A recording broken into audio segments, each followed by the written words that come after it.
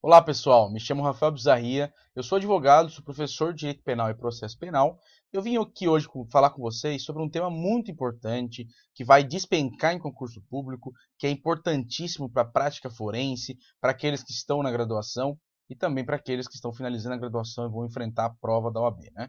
Bom, qual é o tema? O tema é o pacote anticrime, especificamente o juiz das garantias, que, do meu ponto de vista, é um dos temas mais importantes que foram incluídos na nossa legislação brasileira pela Lei 13.964, né, que foi promulgado no ano passado, 2019, mas ganhou vigência no ano de 2020, tá? E foi objeto de diversas discussões quanto à constitucionalidade, quanto ao curto período de vacatio legis, né, apenas 30 dias, enfim.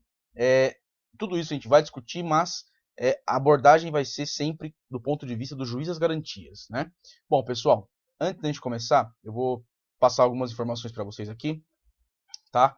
É importante dizer também que para que eu possa começar o assunto do juiz das garantias, né, que é o assunto principal desse nosso pequeno encontro, é importante que eu traga para vocês uma outra novidade que foi trazida pela lei, tá? Que é o chamado sistema acusatório de persecução penal.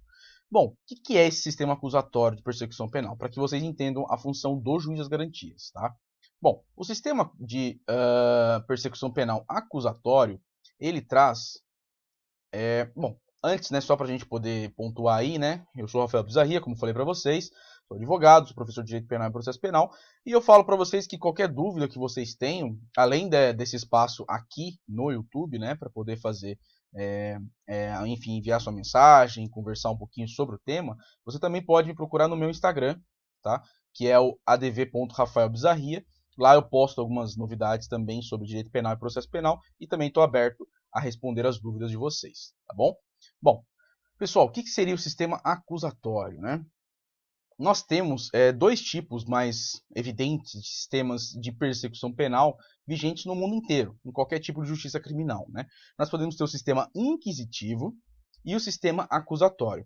Bom, o que é o sistema inquisitivo? O sistema inquisitivo é aquele em que a função de julgar e a função de acusar se confundem na mesma pessoa, e até mesmo a função de defender, né? Esse sistema ele é muito comum em sistemas, em regimes ditatoriais, regimes imperiais, etc. É difícil de ver hoje em dia, mas ainda existe em algum lugar. Bom, o Brasil, de acordo com a doutrina e com a jurisprudência, adota desde a Constituição de 88, e alguns até defendem que até antes disso, né, desde enfim, a vigência do nosso Código de Processo Penal lá dos anos 40, defende que o direito penal brasileiro, o processo penal brasileiro, adotou o sistema acusatório. Ou seja, doutrina e jurisprudência já iam nessa linha. Mas a legislação ela não tinha um dispositivo ainda que expressamente trazia essa questão. Isso foi resolvido com o pacote anticrime. O pacote anticrime trouxe no artigo 3º-A, né, na verdade, acrescentou o artigo 3º-A no nosso Código de Processo Penal, trazendo exatamente essa questão, falando que o Brasil adota sim o sistema acusatório e traz ali as consequências do sistema acusatório. Uma das consequências do sistema acusatório, é por isso que eu estou falando dele agora, é o juiz das garantias. Por isso que eu estou trazendo para vocês essa premissa do sistema acusatório para que vocês possam entender qual é a necessidade, digamos assim, de você ter um juiz das garantias, tá? Eu vou mostrar para vocês aqui o artigo para que vocês possam se situar aí. Ó, esse é o artigo 3º-A, que fala: o processo penal terá a estrutura acusatória, vedadas a iniciativa do juiz na fase de investigação e a substituição da atuação probatória do órgão de acusação. Bom, quais são as principais questões do sistema acusatório? O juiz se mantém neutro, o juiz se mantém imparcial durante toda a investigação criminal. Então, o juiz ele não pode ter iniciativa probatória ex officio. E essa é a grande premissa do sistema acusatório. No sistema acusatório, nós temos um órgão acusador, que, via de regra, no nosso país é o Ministério Público, né, que detém a titularidade da ação penal, salvo algumas exceções, como a ação penal privada. E, dentro desse panorama, o juiz ele faz apenas uma análise de legalidade e de salvaguarda de direitos fundamentais. Ele não tem iniciativa probatória ex officio. Essa é a grande premissa do sistema acusatório, é preservar a imparcialidade do poder judiciário, do julgador, do juiz natural daquele caso, e deixar que as funções de iniciativa probatória se deem pelo órgão acusador, por aquele que formalizará uma denúncia, uma queixa, né? E aí, com base nisso mesmo, é que foi trazido no Código de Processo Penal, no artigo 3º-A, que o processo penal terá estrutura acusatória, vedadas a iniciativa do juiz na fase de investigação. O que é isso? Iniciativa probatória ex officio e a substituição da atuação probatória do órgão de acusação. Eu fiz aqui um pequeno esqueminha para vocês entenderem que é exatamente isso que eu estava falando, né? Bom, qual é a principal premissa do sistema acusatório? Aprimorar a imparcialidade. O principal objetivo, né, do sistema acusatório é justamente aprimorar a imparcialidade do poder judiciário, né? Então temos o juiz como fiscal da legalidade da investigação e fiscal do respeito às garantias fundamentais, né, pela salvaguarda das garantias fundamentais dos investigados e de todos aqueles que compõem a persecução penal, né? E aí a grande novidade do sistema acusatório é a vedação da iniciativa probatória ex officio, né, do juiz. Então o juiz ele fica vedado, proibido de produzir prova, né, de produzir aí, de perseguir a materialidade e a autoria delitivas. Bom, pessoal, entendendo essa questão, é importante também falar com vocês sobre a ADI 6305, né, que foi, na verdade, foram 4 ações do controle concentrado de constitucionalidade, né, que foram ajuizadas perante o Supremo Tribunal Federal, questionando diversos pontos do pacote anticrime, né, diversas questões trazidas pelo pacote anticrime. Só que o ministro Dias Toffoli deu uma decisão no regime de plantão do STF, porque essas ações foram ajuizadas em janeiro, né, de 2020, quando o STF estava em recesso, no regime de plantão, e o Dias Toffoli deu algumas decisões que foram para remediar aquela situação. Após isso, agora de uma questão processual, a relatoria foi designada para o ministro Luiz Fux, né? E o Luiz Fux ele pegou todas as ações diretas de constitucionalidade e julgou de uma forma conjunta, digamos assim, para que tenha um pouco mais de segurança jurídica, né? Então ele pegou como paradigma, digamos assim, a DI 6305, tá? Que foi ajuizada pelo órgão de defesa do Ministério Público, né? Por um órgão associativo do Ministério Público, e falou exatamente sobre isso. Ó. A ADI, o ministro Fux, em cautelar, suspendeu sine die a aplicabilidade dos seguintes dispositivos ad referendo do plenário da Corte. Então, antes da gente comentar sobre os dispositivos, deixa eu explicar para vocês. O que o ministro Luiz Fux fez? Ele pegou alguns dispositivos que foram atacados pelas ADIs, principalmente pela 6305, né, que foi ajuizada por um órgão associativo do Ministério Público, né, e ele entendeu que aqueles dispositivos não deveriam ser revogados ou não recepcionados, na verdade não recepcionados não, mas considerados inconstitucionais, né. Eles deveriam, nesse primeiro momento, um momento perfunctório, um momento superficial de análise cautelar, né, de análise liminar daquela questão, eles deveriam ter a sua aplicabilidade suspensa. Por quê? Porque o pacote anticrime ele trouxe a previsão de uma vacatio legis de 30 dias. Você imagina, 30 dias para implementar todas as novidades, né, preconizadas naquele pacote no Brasil inteiro. O sistema de justiça criminal brasileiro ia se alterar substancialmente num período de 30 dias. Esses 30 dias ainda correram no recesso. Ou seja, muitas varas criminais, se não todas, estavam funcionando em regime de plantão, com reduzida carga de funcionários, etc. Então, realmente, havia uma questão lógica, estrutural e de logística ali muito grande. Bom, e o que ele entendeu? Ele entendeu que, sim, alguns dispositivos, numa análise superficial, poderiam estar inquinados ali com vícios de iniciativa, que daria uma inconstitucionalidade formal, e também com violações à Constituição, que traria uma inconstitucionalidade material daqueles dispositivos. E aí, o ministro Luiz Fux, numa análise cautelar, uma decisão monocrática, ele entendeu por bem suspender alguns dispositivos de maneira indeterminada, né, sine die, e deixando a análise final para o plenário do STF, que é quem justamente irá julgar as ADIs, né? Então, dentro do tema que nós estamos tratando hoje, já vou deixar de antemão avisado a vocês que o ministro Luiz Fux ele suspendeu a aplicabilidade do artigo 3º-A, que traz expressamente o sistema acusatório, que a gente acabou de ler, e ele suspendeu todos os dispositivos do juiz das garantias, então artigo 3º-B ao artigo 3º-F do Código de Processo Penal. Tá? Além disso, como eu trouxe para vocês aqui, ele também suspendeu alguns outros artigos, né?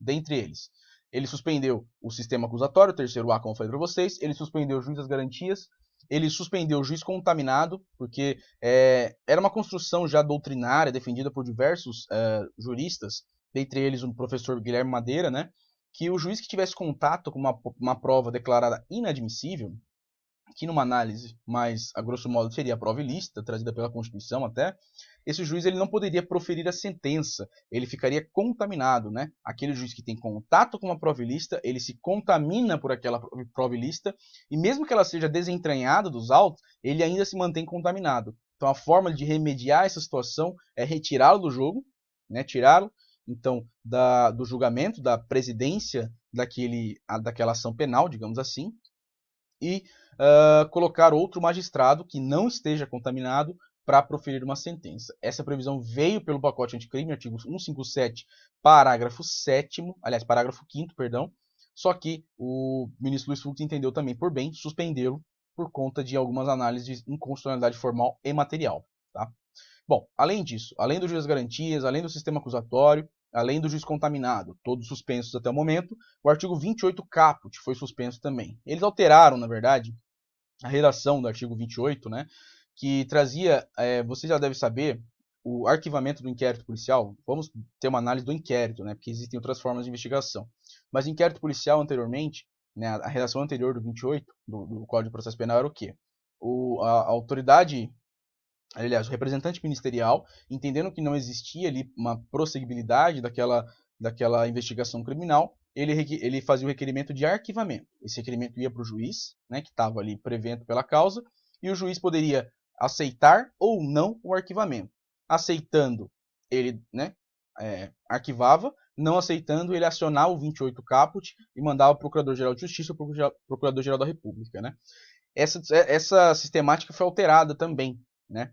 Foi alterada pela necessidade de criação de um órgão de revisão ministerial, justamente para preservar a imparcialidade do juízo. Né? É uma decorrência lógica do sistema acusatório também.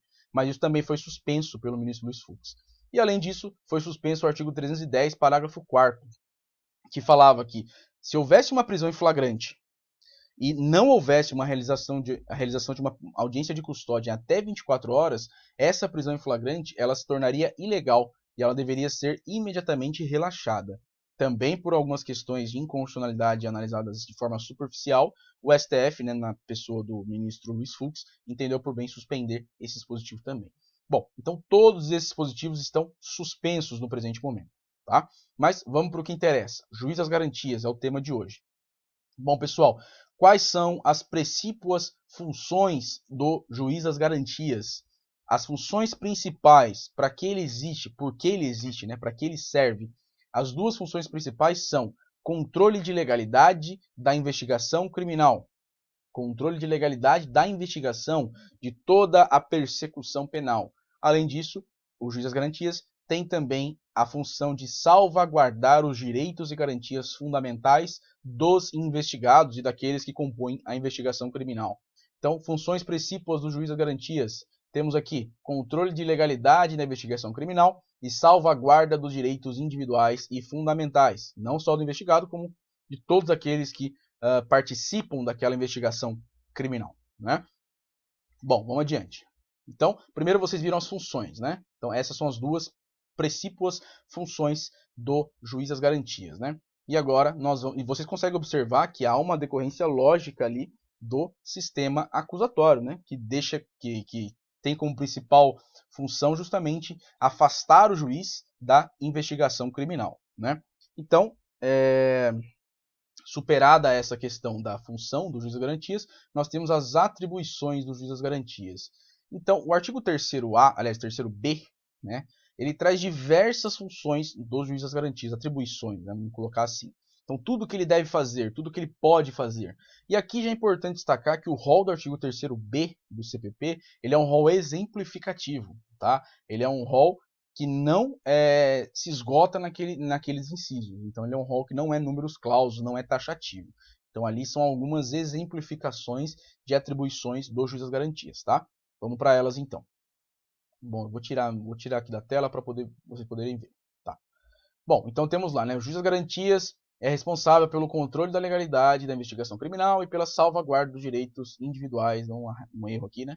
Cuja franquia tenha sido reservada à autorização prévia do Poder Judiciário. Ou seja, toda relativização de direitos que esteja sob a cláusula de reserva de jurisdição vai ser analisada pelo juiz das garantias, né? Até o recebimento da denúncia, vocês vão ver isso. Bom, como falei para vocês, o rol é exemplificativo, tá? E aqui nós começamos então a analisar as atribuições que são colocadas no próprio artigo 3º-B. Primeiro é receber a comunicação imediata da prisão, receber o auto de prisão em flagrante, né, por controle de legalidade da prisão, observado 310, e aqui é importante destacar aqui o que ele vai fazer, né? O que ele tem que observar o 310. O 310 trata exatamente da questão da audiência de custódia, né? Porque a audiência de custódia, é até importante dizer que ela tinha uma previsão infralegal, né? Ela era prevista numa resolução do CNJ, a resolução 213 do CNJ.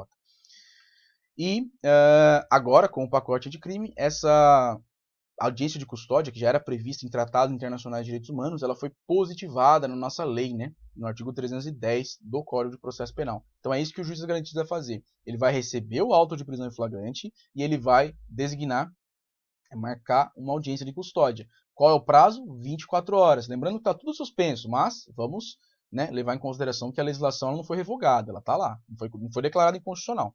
Então, o prazo é de 24 horas. Ele recebe o auto de prisão em flagrante e deve designar uma audiência de custódia para até 24 horas, sob pena daquela prisão em flagrante ser considerada ilegal, né? E ter como consequência aí o seu relaxamento, né? Bom, então ele vai receber o auto de prisão em flagrante, ele vai zelar pela observância dos direitos do preso. Aqui eu acho importante também destacar que o pacote anticrime ele se preocupou bastante com o tratamento dado ao preso. Isso muito em decorrência do princípio da presunção de inocência, preconizado na nossa Constituição e em tratados internacionais de direitos humanos, mas também em função de todo o nosso sistema de justiça criminal, né? A Lei de Execução Penal já traz, no seu artigo 41, inciso 7, deixa eu só confirmar se é o inciso 7 ou o inciso 8, é o inciso 8, né, do artigo 41 da LEP. Já traz que é direito do preso não ser exposto a qualquer tipo de sensacionalismo. É aquilo que a gente vê na televisão, né? Nós sabemos que isso é uma letra morta, infelizmente, para a nossa sociedade, porque o preso ele não tem um tratamento ali afastado de qualquer sensacionalismo, né? Mas, de qualquer modo, nós temos aí que a previsão foi trazida pelo pacote de crime. E quem vai zelar pela observância disso vai ser justamente o juiz das garantias, né? Ele vai zelar pela observância dos direitos daquele que esteja sob custódia do Estado, né? Preso. Ele vai ser informado também sobre a instauração de qualquer investigação criminal. Então, a afirmação de que o juiz das garantias deve ser informado apenas da instauração de inquérito policial, ela é errada. Ela padece de teor técnico, porque justamente o juiz das garantias ele vai ser informado de qualquer investigação criminal. Seja um inquérito policial, seja um PIC, que é uma forma de investigação originária do Ministério Público, seja uma CPI, né, do Poder Legislativo, enfim, de qualquer forma, ele vai ter que ser informado de qualquer investigação criminal. Tá? Vamos para frente. Ele vai ser informado sobre a instauração de qualquer investigação, ele vai decidir sobre a prisão provisória ou outra medida cautelar, né, 319 lá, observado o parágrafo primeiro. Esse parágrafo primeiro foi revogado, tá? Na verdade, ele não foi vetado, desculpa, não foi revogado. Ele vai prorrogar a prisão provisória ou outra medida cautelar, bem como substituí-las ou revogá-las, assegurado no primeiro caso o exercício do contraditório. Qual é o primeiro caso? Prorrogação da prisão provisória. Então, se ele for prorrogar a prisão provisória, que evidentemente é maléfico ao réu, né, é prejudicial ao réu, não ao investigado nesse momento, né, ele vai ter que ouvir o investigado em uma audiência pública e oral. Tá? Então, ele não vai poder prorrogar ali no gabinete, ele vai ter que marcar uma audiência para que seja exercido aí o contraditório. Tá? Bom, ele vai decidir sobre a produção antecipada de provas, né, consideradas urgentes e não repetíveis, como um exame pericial que não pode ser realizado posteriormente durante a instrução criminal. Né. Aqui também o contraditório vai ter que ser presente. Na verdade, o contraditório ele é uma premissa, né, do sistema acusatório. Né. Ele vai prorrogar o prazo de duração do inquérito, estando o investigado preso. E aqui é importante destacar qual é o prazo hoje para um inquérito policial ser encerrado, chegar ao seu fim, contando com o investigado preso. 10 dias. Esse prazo não se altera. Está lá no artigo 10 do CPP e esse prazo não vai se alterar. O que está falando aqui agora com essa nova disposição do juiz das garantias é que além desses 10 dias, o juiz poderá prorrogar o prazo de duração para mais 15 dias, chegando até 25 dias. Só que, para prorrogar por mais 15 dias, existem alguns requisitos que devem ser cumpridos. E eles estão exatamente aqui. Ó. Requisitos para prorrogação do inquérito. Tem que haver requerimento da autoridade policial, o Ministério Público vai se manifestar e devem existir razões de fato justificadoras. Então são dois requisitos objetivos e um requisito subjetivo. Tá? Aqui é importante, né, o prazo que eu falei para vocês, de 15 dias. Evidentemente que se a investigação ela não deve terminar em 25 dias. Né? Mas na verdade, se ela não terminar em 25 dias, o investigado será posto em liberdade por conta dessa declaração de ilegalidade da prisão de investigado, né? Prisão de investigado durante um inquérito policial por mais de 25 dias. Então isso vai ser considerado uma prisão ilegal. Mas a investigação pode continuar tranquilamente, né? Ele vai determinar o trancamento, e o trancamento vocês sabem que pressupõe uma ilegalidade ou uma falta de justa causa, né? É importante também destacar este ponto. E ele pode requisitar documentos, é claro, né, sobre o andamento da investigação, porque, como eu disse para vocês, a função dele, uma das funções dele é o controle de legalidade, então ele vai poder, evidentemente, requisitar documentos, informações sobre o andamento da investigação, para que lado está indo a investigação, né? E ele vai decidir sobre pontos que restringirão ou limitarão direitos fundamentais dos investigados, justamente para que ele possa exercer a sua segunda função precípua, que é salvaguardar os direitos e garantias fundamentais dos investigados, de todos aqueles que compõem a investigação criminal. Né? Então aqui nós temos isso também, né? Aqui, ó, decidir sobre crimes, restrições e limitações. Aqui temos interceptação telefônica, busca e apreensão, etc. Bom, vamos para frente que a ideia aqui é só dar uma pincelada no tema e a gente já está se alongando. Né? Bom, ele vai julgar o habeas corpus impetrado antes do oferecimento da denúncia. Esse ponto aqui é importante também, né? O habeas corpus eventualmente utilizado, manejado contra, por exemplo, o delegado de polícia, né? Antes do oferecimento da denúncia, ou seja, durante a investigação criminal. Nesse ponto, evidentemente, que nós podemos não, né? Nós temos a previsão de que o juiz das garantias vai julgar esse HC. Além disso, ele vai determinar a instauração do incidente de insanidade, ele vai definir o pedido de admissão de assistente técnico, né? Essas disposições, a insanidade está no artigo 149 do Código de Processo Penal, e o pedido de admissão de assistente técnico está no 159, parágrafo 3º, né? Ele vai decidir sobre o recebimento da denúncia ou queixa, guardem essa informação, porque essa informação é importantíssima, vai cair em concurso público com absoluta certeza, né?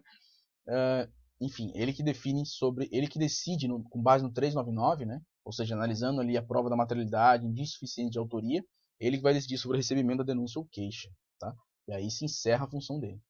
Bom, enfim, e aqui tem outras questões aqui, né? Importante, decidir sobre a homologação do acordo de não persecução penal, né? Que é um tema que a gente pode tratar também numa outra oportunidade, que é um tema trazido pelo pacote anticrime que está vigente, viu? Bom, então a competência dele, quando que o juiz das garantias vai atuar, né? Ele vai atuar com base no artigo 3º-C nas investigações criminais em que não houver ali a combinação de pena máxima, né, inferior a 2 anos, né? Então, a competência dele abrange crimes com pena máxima superior a 2 anos e não abrange contravenções penais e não abrange crimes com pena máxima não superior a 2 anos, né, inferior a 2 anos. Então, isso aí é uma análise do artigo 61 da Lei 9.099, né? Porque fala lá que o juiz o pacote anticrime fala que o juiz das garantias vai atuar em todas as infrações penais, salvo as de menor potencial ofensivo. As de menor potencial ofensivo são classificadas pela Lei 9.099, né? A Lei de Juizados Especiais. Bom, vamos passar aqui. Momento de atuação. Então eu fiz aqui um gráficozinho, né? Um desenho aí para que vocês possam entender, né? Então, como eu falei para vocês, qual que é a principal informação lá das atribuições? O juiz das garantias vai decidir sobre o recebimento da denúncia ou da queixa. E se ele decidir pelo recebimento da denúncia ou da queixa, se encerra a atuação do juiz das garantias e aquela persecução penal continuará nas mãos agora de um outro juiz, que é o juiz da instrução e do julgamento, né? Vamos observar aqui o desenho.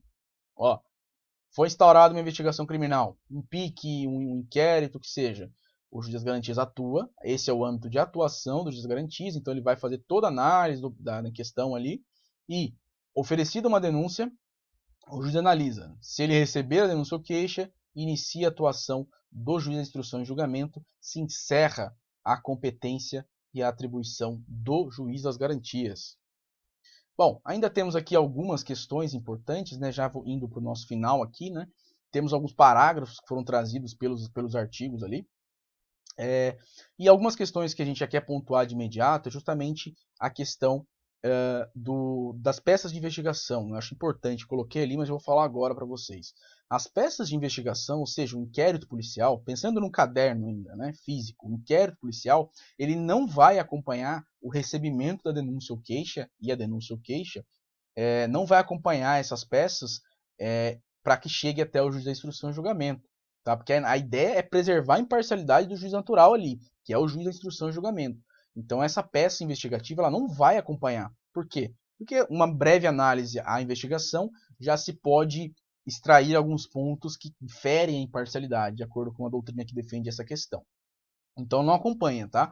O que vai para o juiz da instrução e julgamento é o recebimento da denúncia ou queixa, a denúncia e a queixa e as provas que não sejam repetíveis, né? Aquelas provas, por exemplo, o testemunho de alguém que posteriormente ao seu testemunho na delegacia venha a morrer ou sumir, enfim, de alguma forma, e não se consegue mais produzir aquela prova testemunhal, um exame pericial do local dos fatos, né, que não se pode mais repetir. Enfim, essas provas, evidentemente que elas não serão descartadas, né? Mas elas irão ao juiz da instrução de julgamento, inclusive a pensamento em apartado, tá? Agora as outras, por exemplo, o interrogatório do réu na autoridade em solo policial, alguma testemunha, um policial militar que seja testemunha, por exemplo, que realizou a prisão, etc., isso não vai acompanhar a denúncia ou a queixa. Isso aí vai ser tudo produzido na investigação, na instrução criminal, né? Bom, aqui é importante, né? Como eu falei para vocês, quem recebe a denúncia ou a queixa é o juiz das garantias, e recebendo a denúncia ou a queixa, ele para de trabalhar naquele processo, né? Para de trabalhar naquele procedimento, vamos colocar assim.